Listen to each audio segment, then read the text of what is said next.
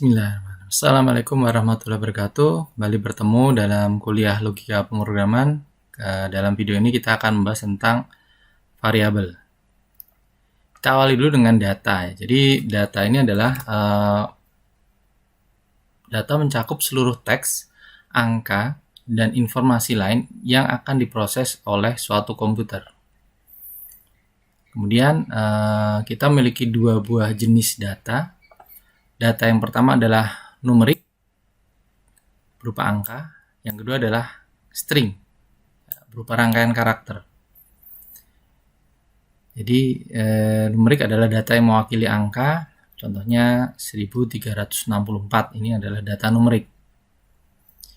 Kemudian data numerik itu sendiri ada beberapa jenis. Yang pertama adalah integer. Integer ini adalah hanya memuat bilangan bulat. Contohnya misalnya di sini disebutkan 2. Sedangkan float dapat memuat bilangan desimal atau pecahan. Misalnya di sini 2,34555672 dan seterusnya sampai belakang. Ya, sebagai catatan lagi, saya berbicara dengan menggunakan bahasa Indonesia sehingga saya menyebutnya 2, sekian. Meskipun tertulis di situ adalah 2 titik sekian. Kemudian jenis data numerik yang ketiga adalah namanya boolean. Data boolean ini hanya dapat memuat 2 kemungkinan nilai, yaitu true atau false, atau 1 atau 0. True itu 1, false itu adalah 0. Jadi sebetulnya bedanya di sini adalah kemungkinannya ya. Kalau integer hanya bilangan bulat saja, bisa negatif, bisa positif, bisa 0. Kemudian float itu dapat memuat bilangan desimal atau pecahan, sekali lagi juga bisa negatif, bisa positif.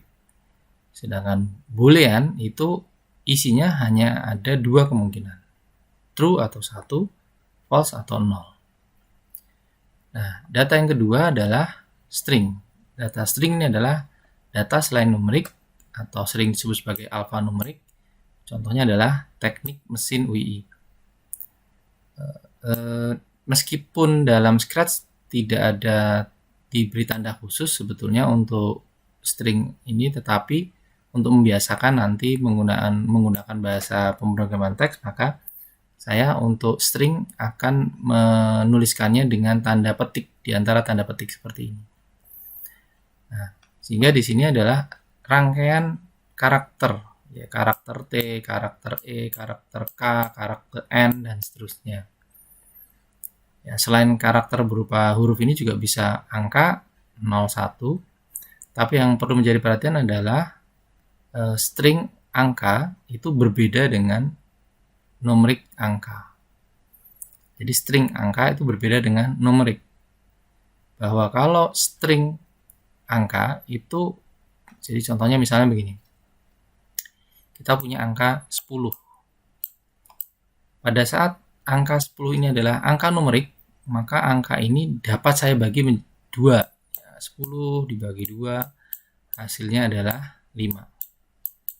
Nah, sedangkan kita juga bisa memiliki angka 10 tapi dalam bentuk string. Nah, di sini saya berikan tanda petik di antaranya.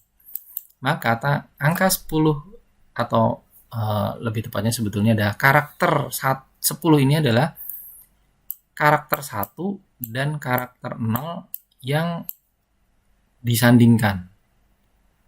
Yang itu tidak berarti bahwa ini adalah angka yang kurang dari 11 atau lebih dari 9, atau kemudian 10 ini juga tidak bisa dilakukan operasi matematika. Misalnya dibagi 2. Maka di sini tidak boleh. Di dalam bahasa pemrograman lain ada beberapa operasi yang masih dimungkinkan. Misalnya contohnya adalah kalau kita punya data string 10 kemudian ditambah dengan 1, hasilnya adalah 101, bukan 11 karena ini adalah string. Sekali lagi ini adalah string. Angka 11 yang numerik kalau ditambah dengan 1, angka 10 yang numerik kalau ditambah dengan 1 itu hasilnya adalah 11. Nah, ini perbedaan antara string dengan numerik untuk karakter angka. Berikutnya adalah kita bahas tentang penyimpanan data dalam memori komputer. Jadi kita memiliki 3 istilah. Ya, ada namanya variabel, ada namanya konstanta, ada namanya literal atau yang konstanta tidak bernama. Kita lihat satu persatu. Variabel itu apa? Variabel ini adalah sebenarnya lokasi memori yang diberi identitas nama. Kemudian isinya dapat berubah-ubah dari waktu ke waktu sesuai dengan tahapan instruksi yang sedang dijalankan. Kemudian, namun dalam satu waktu hanya dapat berisi satu nilai tertentu saja. Jadi sekali lagi, variabel ini adalah sebetulnya sebuah memori yang diberi identitas nama. Jadi kalau saya ibaratkan, kita memiliki sebuah lemari, itu adalah memori komputer. Kemudian di dalam lemari tersebut ada laci-laci. Laci tersebut diberi alamat sebetulnya. Alamatnya dalam bentuk angka. Nah, supaya memudahkan manusia dalam mengakses alamat tersebut, maka alamat tersebut yang angka tadi diganti dengan suatu nama. Nah, itulah sebetulnya yang disebut dengan variabel. Nah, isi dari laci itu bisa berubah-ubah. Misalnya saat ini diisi awal 10. Kemudian dia menerima suatu hasil proses perhitungan angkanya 17. Ya, isinya akan berubah-ubah. Itulah variabel. Nah, ini yang membedakan dengan konstanta. Konstanta itu adalah isinya selalu tetap selama program dijalankan. Nah, ini pengertian yang pertama sebenarnya sama. Lokasi memori yang diberi identitas nama. Ya, bedanya adalah isinya selalu tetap, tidak berubah-ubah seperti variabel. Yang ketiga adalah literal atau konstanta tidak bernama adalah, ya ini suatu konstanta yang tidak diberi nama.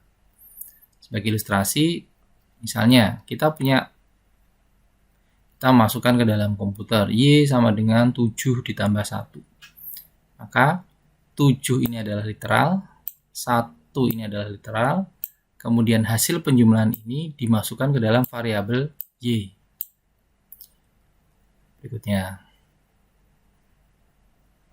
Kali ini persamaannya menjadi Y sama dengan X plus 1.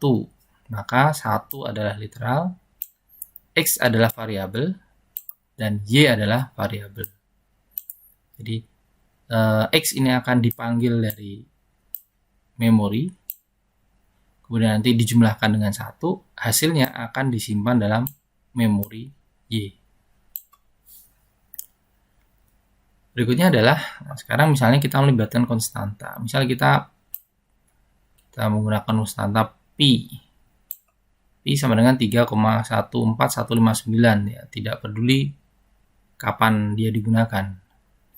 Nah, kemudian kita punya persamaan Y sama dengan X plus Pi. Berarti Pi ini adalah konstanta, X adalah variabel, dan Y adalah variabel juga.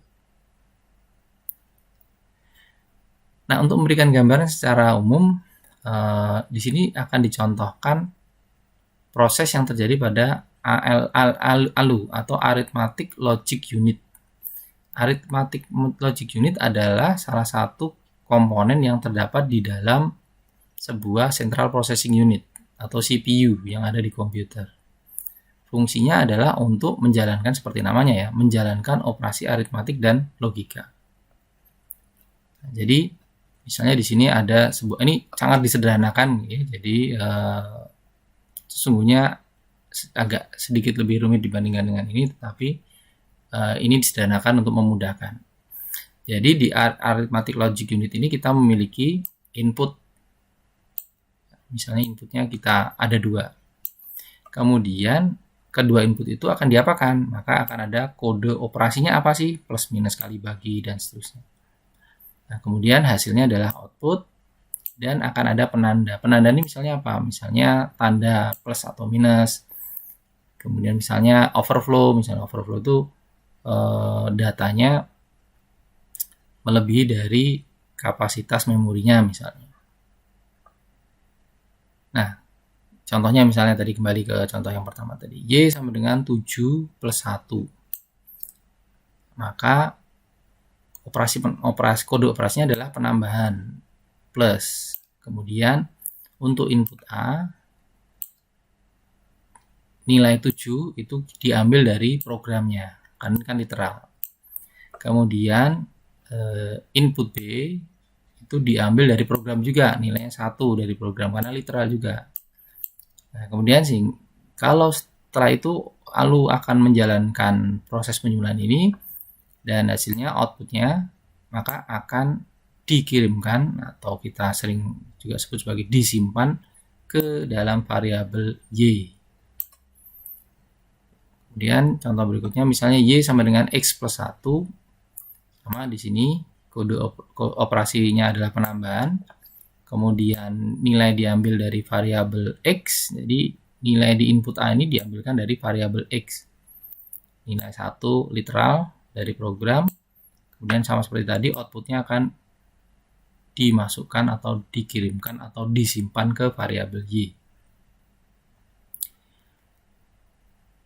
Nah, sama juga kita bisa lewat aja. Nah, yang terakhir nih. Jadi kita di dalam bahasa pemrograman bisa membuat program seperti ini. Y sama dengan Y plus 1. Jadi, maksudnya adalah tadi input A diambilkan dari nilai variabel Y. Input B itu adalah literal, nilainya 1. Kemudian kode operasinya adalah penambahan. Hasilnya, jadi hasilnya itu akan dikirimkan atau disimpan ke variabel Y sendiri. Jadi di sini misal sekarang Y sama dengan 2. Ya, dengan operasi ini maka Y sama dengan Y plus 1, maka Y akan berubah sekarang menjadi 3. Seperti itu. Ya, berikutnya adalah lingkup variabel. Di Scratch, di dalam Scratch, kita hanya memiliki 3 lingkup ya, atau scope. Yang pertama adalah global, bahwa suatu variabel itu dapat diakses dan diubah oleh semua sprites. Yang kedua adalah lokal, hanya dapat diakses atau diubah oleh sprite tertentu. Dan yang ketiga adalah cloud. Cloud ini disimpan di cloud. Artinya, contoh penggunaannya misalnya adalah angka tertinggi untuk sebuah game. Supaya angka itu bisa tetap. Jadi kalau variabel global dan lokal kalau setelah dimatikan akan kembali ke 0. Sedangkan kalau disimpan di cloud kita bisa menyimpan data tersebut sehingga misalnya tadi ya. Contohnya misalnya nilai tertinggi dari sebuah game itu bisa kita simpan di cloud sehingga pada saat game itu dijalankan berikutnya kita tahu oh nilai maksimal sekian. Kemudian dibatasi 10 variabel cloud dalam satu proyek dan tidak untuk pengguna baru. Jadi kalau kita baru mendaftar di Scratch perlu waktu antara 1 pekan sampai 1 bulan dan kita telah men-share hasil karya kita di Scratch Online sebelum kita bisa memanfaatkan fitur variabel cloud. Berikutnya penamaan variabel. Sebenarnya di dalam Scratch tidak ada ketentuan, tidak ada batasan penamaan variabel, tapi dalam rangka membiasakan supaya nanti pada waktu menggunakan pemrograman teks kita sudah terbiasa, maka di sini ada beberapa panduan. Yang pertama adalah nama hanya boleh terdiri dari satu kata, tidak boleh disela spasi. Kemudian nama harus memiliki makna tertentu untuk memudahkan kita sebetulnya sebagai pemrogram dan nanti kalau misalnya program kita harus dibaca oleh orang lain. Kemudian tidak boleh menggunakan kata yang telah didefinisikan oleh program. Misalnya dalam program ada sin digunakan untuk mewakili fungsi sinus, maka kita tidak dapat menggunakan variabel bernama sin. Kemudian penamaan variabel harus diawali huruf. Setelah huruf pertama boleh digunakan huruf lagi atau angka, tidak boleh menggunakan karakter selain huruf dan nama. Ya beberapa bahasa pemrograman masih memungkinkan misalnya diberi tanda underscore atau strip gitu ya, itu masih mungkin. Di Scratch sebetulnya tidak masalah, ini masih bisa dipakai. Tapi sekali lagi supaya membiasakan nanti kalau membuat variabel di pemrograman teks. Nah ini beberapa cara penamaan variabel. Misalnya yang pertama ini namanya camel casing. Ya, camel casing ini adalah semua satu kata nggih. Ini satu kata, kemudian huruf pertamanya huruf kecil, kemudian setiap awal huruf untuk membedakan diberi huruf besar. Kalau Pascal casing seperti camel casing, tapi huruf pertamanya juga sudah besar, kapital maksud saya. Kemudian ada snake casing diberi tanda underscore. Kemudian keyboard case itu diberi tanda strip. Mana yang digunakan? Nah, kalau saya membiasakan dengan menggunakan yang camel casing. Kemudian variabel yang terakhir adalah ini variabel yang berbeda dengan variabel sebelumnya yang sudah kita bahas. List itu adalah atau array atau lari dalam bahasa Indonesia adalah variabel yang dapat menyimpan data lebih dari satu. Ini contohnya. Jadi yang contoh yang kiri adalah list dengan nama contoh list angka, yang di sebelah kanan contoh list string. Kemudian ini yang penting, list terdiri dari pasangan indeks dan item. Indeks itu adalah angka yang di sebelah kiri, item adalah isi dari datanya. Indeks, item, indeks, item. Kemudian length di sini adalah menunjukkan banyaknya cacah data, atau lebih tepatnya banyaknya indeks.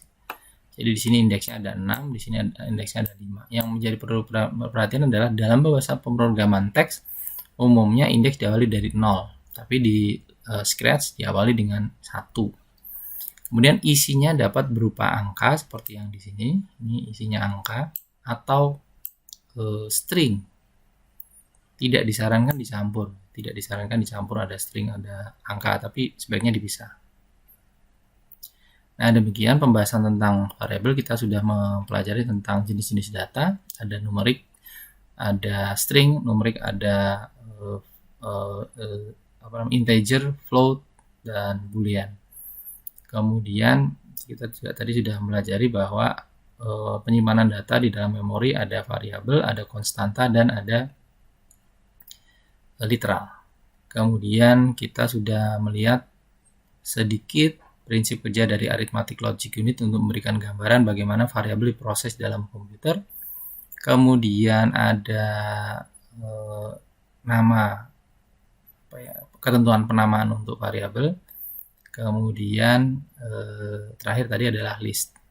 Untuk list akan kita bahas pada pembahasan tersendiri, sedangkan yang sekarang kita hanya menggunakan variabel yang isinya satu saja.